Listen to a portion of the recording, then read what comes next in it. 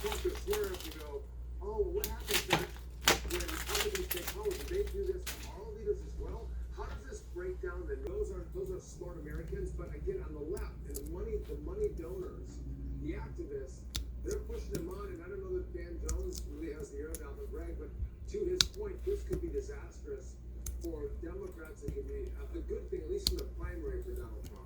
Yeah, But after he won, most Republicans were, so mad at Hillary Clinton. They're like, we have to put her behind bars. She violated the law, but they kind of stood down. So there's some campaign rhetoric that happens around these kind of things, but you don't actually do it.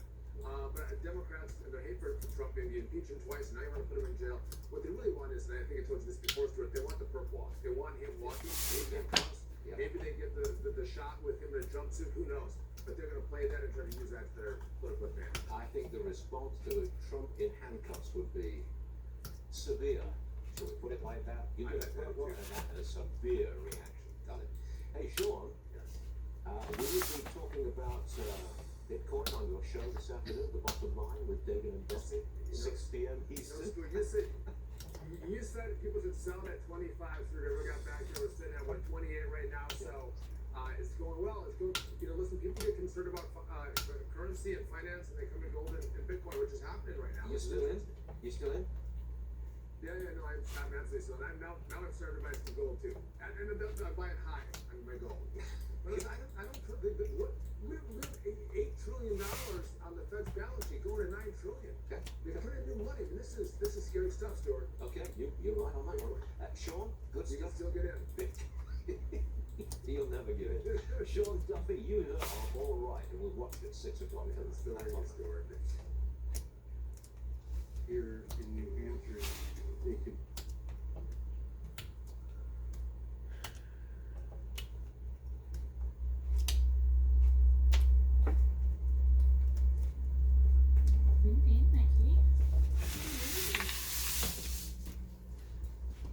It's a market mover. Earlier in the show, I asked SNBC Chief Economist Joe Lavonia if he expects the Fed to raise rates. If he said, No move. Whoa. NQT. Highlight the fact that if things change or evolve the way we expect, we could go back to rate hikes in May, because don't forget they've got the forecasts they can give us. The worst thing they could do is heighten rates, because the Fed helped cause the problem we have. joining me right now is Macro Mavens President Stephanie Conboy and former Reagan Economic Advisor Art Blackburn. Great to see you guys this morning. Thank you so much for being here. Stephanie, what are you expecting from the Fed? And also, I mentioned this earlier, when the Fed opened that discount window and we saw all the new borrowing, isn't that a form of easing already? Given the fact that they're needing to expand the balance sheet now, they're supposed to be doing the unwind, right? Right. No, absolutely. So I guess my expectation for today is that they will ratify market expectations because it's already built into the market. So this idea that tightening 25 basis points is going to suddenly cause a lot of other banks to be derailed strikes me as incorrect. And they really don't want to create the sense of panic. If they stop right now, people might say, gee, what does the Fed see behind the curtain that, we're not all aware of? So I do expect we'll get 25. However, I think that we're going to be looking at much more rapid rate cuts than the market is presently expected. They've built in about 50 basis points of cuts between now and year end. And I think, honestly, what we're seeing here, Maria, is not just a banking sector issue. The everything bubble has now burst. And that's going to hit, as you said, toward the movie, everything, everywhere, all at once. So we're going to not have this just contained to the banking system. We're going to have corporate credit markets start to get a little dysfunctional. And municipal markets, everything is going to get hit by this delayed impact of the rate hikes.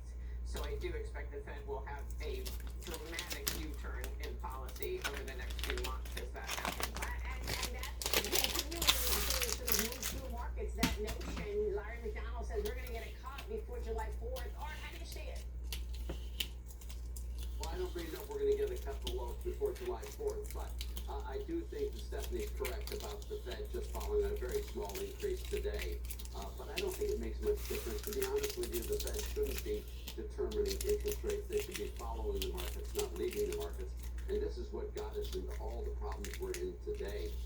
And the use of credit facilities, the banks, Silicon Valley, all of that is a direct consequence of Feds being aggressive actors trying to control markets rather than following markets. And it's a major mistake, and I hope they change it. Yeah, and they've made a lot of mistakes. Stephanie, you just said, you know, the everything bubble has burst.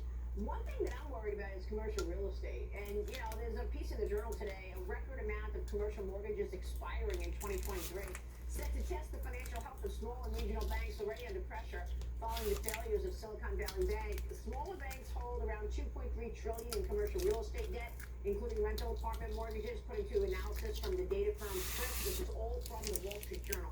That 3% yesterday, now then in reverse, and now it's up again. The bank reported. Yeah, absolutely, Maria. I mean, it's sort of the obvious weakest link in the chain because obviously the real estate market is the first thing to get hit when the Fed starts raising rates. And our state, you know, we've been watching this for decades now. You know, the Fed basically has us ping-ponging from asset bubble to bust, and they seem to attempt to solve every asset bubble bust by pumping more money into the economy, encouraging people to lever up. And then when they inflate a bubble that seems to be really invisible to them only, they ratchet up rates and burst it again. In fact, you know, it's lather, rinse, repeat. So it's not surprising that we're seeing real issues with commercial real estate, and I think that obviously is going to continue and intensify.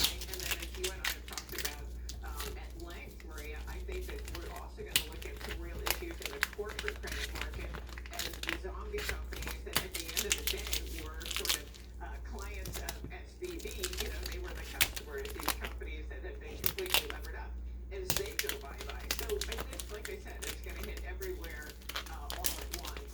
So it's not going to be confined to real estate. It's not going to be confined to the banks. It's not going to be confined to corporate credit.